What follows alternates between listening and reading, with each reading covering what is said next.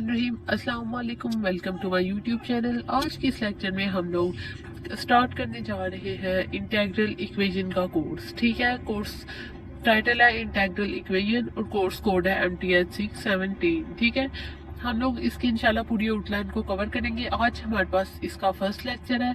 हम लोग देखेंगे कि हमारे पास इंटेग्रल इक्वेशंस क्या होती है। इंटेग्रल इक्वेशन से पहले हमें इंटेग्रल्स का पता होना चाहिए, इंटीग्रेशन का पता होना चाहिए और इंटीग्रेशन से पहले हमें डेरिवेटिव का पता होना चाहिए। तो हमारे पास डेरिवेटिव क्या होता है? Instantaneous rate of change is basically derivatives. ठीक है, इंटीग्रेशन हमारे पास क्या होता है? एरिया अंडर कर्व या सम ऑफ इंटरवल्स भी इसको हम लोग बोल सकते हैं। ठीक है, ये हमारे पास एरिया अंडर कर्व को हम लोग समझ लेते हैं। फॉर एग्जांपल ये हमारे पास कोई कर्व है। ठीक है, तो हम लोग इसका अगर हमें बोला जाए कि इसका एरिया फाइंड करें तो हमारे लिए ये बड़ा मुश्किल होगा, क्योंकि कहीं से इसकी लेंथ कम है, कहीं से ये नीचे को है, कहीं से ऊपर को, फिर नीचे को, फिर ऊपर को, इस तरह। तो हम लोग क्या करेंगे, इसको छोटे छोटे सब इंटरवल्स में डिवाइड कर देंगे, छोटे छोटे। तो अब देखिए कि ये जो हमारे पास ये एक इंटरवल है, ये तकरीबन हमारे पास स्ट्रेट लाइन बन जाती है। कोई भी हमारे पास ये जो इंटरवल है ये हमारे पास स्ट्रेट लाइन है। ठीक है, तो स्ट्रेट लाइन का एरिया हमारे लिए फाइंड करना बड़ा इजी हो जाएगा। ठीक है, तो इसलिए इंटीग्रेशन क्या होती है? कर्व के अंदर हमारे पास जो एरिया होता है, मतलब किसी कर्व का एरिया हम लोग इस तरह फाइंड करते हैं। सम ऑफ इंटरवल्स, इंटरवल्स को हम लोग जब सम अप करेंगे तो वो हमारे पास इंटीग्रेशन हो जाएगी। ठीक है, तो अब हम लोग देख लेते हैं इंटेग्रल इक्वेशन की डेफिनेशन को। An equation in which an unknown function appears under one और more integrals is called integral equation. ऐसी इक्वेशन जिसमें हमारे पास कोई अननोन फंक्शन अपीयर हो एक या एक से ज्यादा इंटेग्रल्स के अंदर, तो उसको हम लोग इंटेग्रल इक्वेशन कहते हैं। Generally f of x equal a to b phi of x dx। ठीक है, अब हम लोग इसकी टाइप्स को डिस्कस कर लेते हैं। इसके हमारे पास जो बेसिक टाइप्स है वो दो होती है, एक लीनियर इंटेग्रल इक्वेशन, एक नॉन लीनियर इंटेग्रल इक्वेशन। सबसे पहले हम लोग देखते हैं कि हमारे पास लीनियर इंटेग्रल इक्वेशन क्या होती है। Linear integral equation a general type of integral equation. ये जो हमारे पास इंटेग्रल इक्वेशन होती है इस टाइप की, g of x y of x equal f of x plus lambda a। इधर हम लोग अभी बॉक्स बना देते हैं, क्योंकि वो नेक्स्ट आपको मैं बताती हूँ कि इधर हम लोग बॉक्स क्यों बनाते हैं। k into X T Y of T D T इसका linear integral equation as only linear operator are performed. ठीक है, ये जो हमारे पास इक्वेशन है, ये हमारे पास इसमें जो f of x और g of x है ये हमारे पास कोई नोन फंक्शन है। y ऑफ x जो है वो हमारे पास कोई अननोन फंक्शन है। लैम्डा हमारे पास कम्प्लेक्स पैरामीटर है, ये इसकी लोअर लिमिट है, और ये जो बॉक्स है इसकी अपर लिमिट है, और ये जो k इंटू एक्स टी है ये इसका हमारा कर्नल है। अब इस बॉक्स का क्या मतलब है कि इस बॉक्स में हमारे पास कोई वेरिएबल भी हो सकती है, मतलब अपर लिमिट कोई वेरिएबल भी हो सकती है और कांस्टेंट भी हो सकती है। जब हमारे पास कांस्टेंट होगी तो हम लोग उसको बोलेंगे फ्रेडुलम टाइप इंटेग्रल इक्वेशन, जब हमारे पास कोई वेरिएबल होगी उसको हम लोग बोलेंगे वोल्टेरास इंटेग्रल इक्वेशन। ये इसकी टाइप्स को हम लोग आगे डिस्कस करते हैं। ठीक है, इसकी टाइप्स एक फ्रेडुलम टाइप इंटेग्रल इक्वेशन है, एक वोल्टेरा टाइप इंटेग्रल इक्वेशन। फ्रेडुलम क्या है मैं आप लोगों को बता चुकी हूँ कि अगर इसकी if both limits are constant then integral equation is of Fredholm type integral equation. ठीक है, अगर तो दोनों, पहली ए तो बस ये वाली तो हमारे पास हमेशा कांस्टेंट ही होगी। ऊपर वाली क्या, अगर ऊपर वाली में बी आ जाता है, मतलब दोनों हमारे पास लिमिट्स कांस्टेंट हो जाती है, तो उसको हम लोग कहेंगे फ्रेडुलम टाइप इंटेग्रल इक्वेशन। जैसे ये इक्वेशन है, इसकी लोअर लिमिट तो ए है, अपर लिमिट बी है, कोई कांस्टेंट। अब हम लोग डिस्कस कर लेते हैं वोल्टेरा टाइप इंटेग्रल इक्वेशन को। If upper limit is variable then integral equation is Volterra type integral equation. ये इधर आप देखें तो अपर लिमिट हमारे पास x है, कोई वेरिएबल है, तो हम लोग इसको बोलेंगे वोल्टेरा इंटेग्रल इक्वेशन। अब हम लोग first kind of integral equation देख लेते हैं, second kind homogeneous, second kind और third kind integral equation. First kind हमारे पास क्या होती है, जिसमें हमारे पास ये g of x वो 0 के इक्वल होगा। जब हम लोग इधर बॉक्स बनाते हैं ना, जैसे ये मैंने बॉक्स बनाते हैं, ये हम लोग जनरल डिस्कस करते हैं, मतलब हम लोग ये नहीं कहते कि ये हमारे पास फ्रेडुलम है या वोल्टेरा, हम लोग जनरल में डिस्कस करते हैं। फर्स्ट काइंड इंटेग्रल इक्वेशन में हमारे पास ये जो g of x है ये 0 के इक्वल होगा। जब ये 0 के इक्वल होगा तो ऑब्वियसली ये साथ वाला भी 0 हो जाएगा। 0 को 0 मल्टीप्लाई करें किसी से तो वो 0 ही हो जाता ना, तो ये वाली चीज ऐसी थी। ये हमारे पास होगी फर्स्ट काइंड इंटेग्रल इक्वेशन। अब सेकंड काइंड को डिस्कस कर लेते हैं, जिसमें हमारे पास ये g of x 1 के इक्वल होगा। ये 1 के इक्वल होगा तो हमारे पास इक्वेशन आ जाएगी y of x plus f of x plus lambda a से हमारे पास इधर बॉक्स बना है कि x t y of t dt। ठीक है, ये हमारे पास सेकंड काइंड है। अब होमोजेनियस सेकंड काइंड क्या होगी कि जिसमें हमारे पास g of x तो 1 होगा ही होगा, ये जो f of x है ये हमारे पास 0 होगा, तो हमारे पास क्या बचेगा y of x इक्वल ये चीज 0 हो जाएगी तो बचेगा लैम्डा a से बॉक्स के x T Y of T D t. ठीक है, अब हम लोग डिस्कस करते हैं थर्ड काइंड इंटेग्रल इक्वेशन को, जिसमें हमारे पास g ऑफ x जो है वो 0 के इक्वल नहीं होगा, ना ही f ऑफ x 0 के इक्वल भी नहीं होगा, ना ये 1 के इक्वल होगा। ठीक है, तो वो हमारे पास थर्ड काइंड इंटेग्रल इक्वेशन होगी, g of x y of x equal f of x plus lambda a से बॉक्स के x p y of T D t, ठीक है, ये हमारे पास थर्ड काइंड इंटीग्रल इक्वेशन होगी। अब हम लोग डिस्कस कर लेते हैं हायर ऑर्डर डिफरेंशियल इक्वेशन को। The differential equation of the form, इस फॉर्म की जो इक्वेशन होती है उसको हम लोग हायर ऑर्डर डिफरेंशियल इक्वेशन कहते हैं। A N D N Y over D X N plus A N minus one D N minus one Y over D X N minus one plus up to so one plus A two D square Y over D x square plus A D Y over D x plus A naught Y equal F of X. इसमें हमारे पास जो A N है वो zero के equal नहीं है, तो A one A two A up to so one A N minus one A N, ये जो हमारे पास सारे ये हमारे पास रियल नंबर है, ठीक है। उसके बाद इसको ऑपरेटर फॉर्म में देख लेते हैं। जो हमारे पास डी ओवर डी एक्स है ये हमारे पास कैपिटल डी के इक्वल है, इसको हम लोग बोलते हैं ऑपरेटर फॉर्म। जहाँ जहाँ हमारे पास डी ओवर डी एक्स है वहाँ हम लोग कैपिटल डी पुट करते हैं। अब सबसे पहले हम लोगों ने लेट कर लेना वाई हमारे पास ई की पावर एम एक्स के इक्वल है, ठीक है। इसका हम लोगों ने डेरिवेटिव लिया तो हमारे पास पावर पहले आ गई एम, एक्सपोनेंशियल का डेरिवेटिव वही होता है, ठीक है। जब हम लोग ने इसका डबल डेरिवेटिव लिया तो ये एम अगेन पहले आ गया, तो m square e M x. इस तरह जब हम लोगों ने इसका nth डेरिवेटिव लिया तो हमारे पास m की पावर n e की पावर एम एक्स आ गई। इधर इसकी वैल्यूज रिप्लेस करें, A N D N Y की जगह उसकी value plus A N minus one D N minus one की वैल्यू ई एम की power N minus one E M X plus up to so on. इधर हम लोगों ने डी वाई की वैल्यू पुट कर दी और वाई की वैल्यू पुट कर दी, जीरो के इक्वल कर दिया। अब इस सारी में से हमारे पास e की पावर एम एक्स कॉमन आ रहा है, वो निकाल लिया, बाकी ये सारी वैल्यूज के अंदर जीरो के इक्वल। अब ये जो हमारे पास ई एम एक्स ये तो जीरो के इक्वल नहीं हो सकता, ठीक है।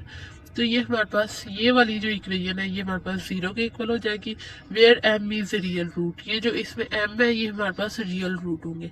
अब इसकी हमारे पास थ्री टाइप्स आ जाती है कि ये जो हमारे पास रूट्स है, फर्स्ट वाली इसकी जो टाइप है वो है रियल एंड डिस्टिंक्ट रूट, मतलब हमारे पास जो रूट होंगे वो रियल भी होंगे और डिस्टिंक्ट भी होंगे। डिस्टिंक्ट का मतलब क्या होता है, जो उनकी नेचर सेम हो लेकिन वो खुद डिफरेंट हो। जैसे फॉर एग्जांपल ये हमारे पास काउंटिंग है 1 3 5 etc, ये है तो सेम नेचर के, लेकिन हम लोग इस तरह नहीं कह सकते कि x इक्वल 1,1,1, मतलब 1 अगेन नहीं आएगा, डिस्टिंक्ट होंगे ये रियल भी है और डिस्टिंक्ट भी, ठीक है।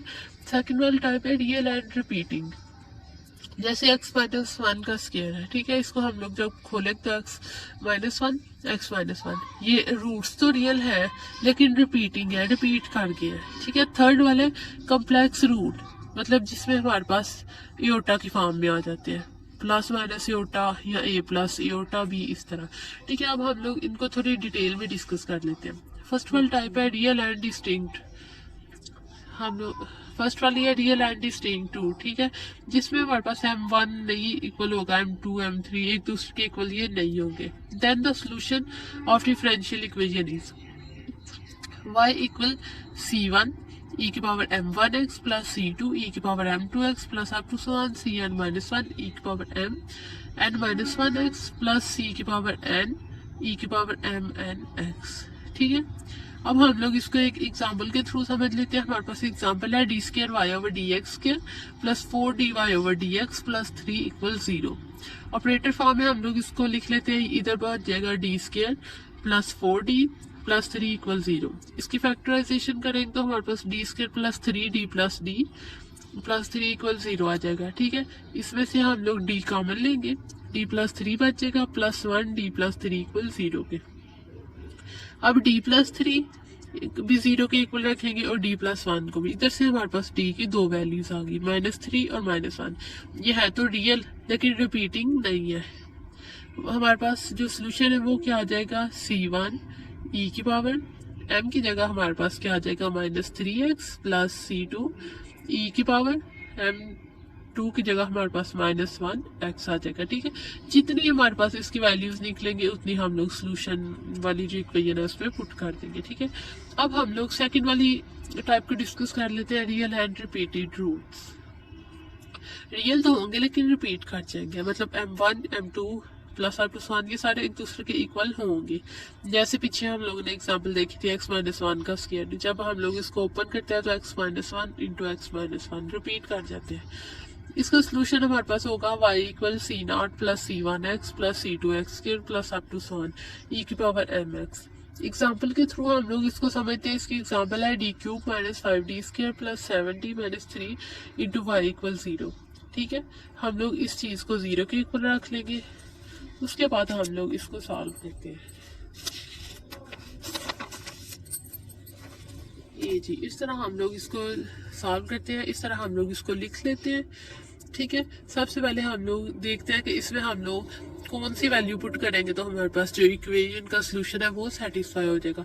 जैसे फॉर एग्जांपल इधर हम लोगों ने सबसे पहले डी को 1 के इक्वल, डी की जगह 1 पुट किया, 1 माइनस 5, डी की जगह 1 किया तो 5 रह गया, प्लस 7 माइनस 3 इक्वल 0। जैसे हम लोग डी की जगह 1 अगर पुट करते हैं, इधर 1 आ जाएगा, -5 प्लस 7 माइनस 3 इक्वल 0। ठीक है, ये -4 प्लस 7 माइनस 3 इक्वल 0, -4 प्लस 7 हमारे पास 3 माइनस 3 इक्वल 0। मतलब अगर हम लोग डी की जगह 1 पुट करते हैं तो हमारे पास इक्वेशन का सोल्यूशन सेटिस्फाई कर सकता है। तो इधर हमारे पास डी की वैल्यू 1 होगी, पहला जो एलिमेंट होता है वो एज इट इज आ जाता है, 1 को 1 से मल्टीप्लाई किया 1, -5 प्लस 1 -4 आ गया, -4 को 1 से मल्टीप्लाई किया -4, इधर 3 बच गया, 3 को 1 से किया 3, हमारे पास इधर 0 आ गया। अब ये हमारे पास डी स्क्वायर की वैल्यू होती है, माइनस ये 4d प्लस 3 इक्वल 0। इसकी फैक्टराइजेशन करेंगे हम लोग तो क्या आ जाएगा, D square minus 3d minus D plus 3 equal 0। इधर से डी कॉमन लिया, D minus 3 minus 1 D minus 3 equal 0। D minus 1 0 के इक्वल आ गया, डी माइनस 3 भी 0 के इक्वल। इधर से डी की वैल्यू 1 आ गई, इधर से डी की वैल्यू 3 आ गई, और ये डी की वैल्यू जो 1 हम लोगों ने ऊपर ली हुई थी। अब आप लोग देख सकते हैं कि ये रूट हमारे पास रियल तो है लेकिन रिपीट कर के डी की हमारे पास 2 वैल्यू सेम आ गई है। तो इसका सोल्यूशन हमारे पास होगा y equal c1 plus c2x e की पावर 1 ऑफ x।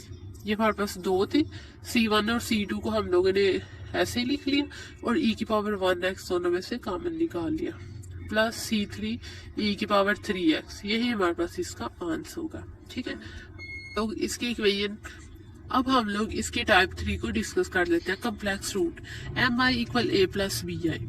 ठीक है, देन इसका जो हमारे पास सोल्यूशन होगा वो होगा y equal e alpha i x c1 sine b i x plus c2 cos b i x. ठीक है, ए हमारे पास जो है ये ए है, ये हमारे पास रियल होगा और बी हमारे पास इमेजिनरी होगा। एग्जाम्पल के थ्रू हम लोग इसको समझते हैं। एग्जाम्पल है हमारे पास D cube minus D square plus D minus 1। ठीक है, ये 1, ये -1, ये 1, ये -1। First element as it is आ गया, 1 को 1 से मल्टीप्लाई किया 1, ये 0 आ गया, 0 को 1 से किया 0, ये 1 आ गया, 1 को 1 से किया 1, ये हमारे पास 0 आ गया। ये वैल्यू हमारे पास डी स्क्वायर की हो जाएगी, डी स्क्वायर प्लस 1 हमारे पास आ जाएगा। ठीक है, ये जी हमारे पास डी स्क्वायर प्लस 1 आ गया, डी स्क्वायर ये प्लस था इधर आके माइनस हो गया। तो अगर हम लोग इसका स्क्वायर को खत्म करने के लिए स्क्वायर रूट लेते हैं तो हमारे पास प्लस माइनस एटा आ जाएगा।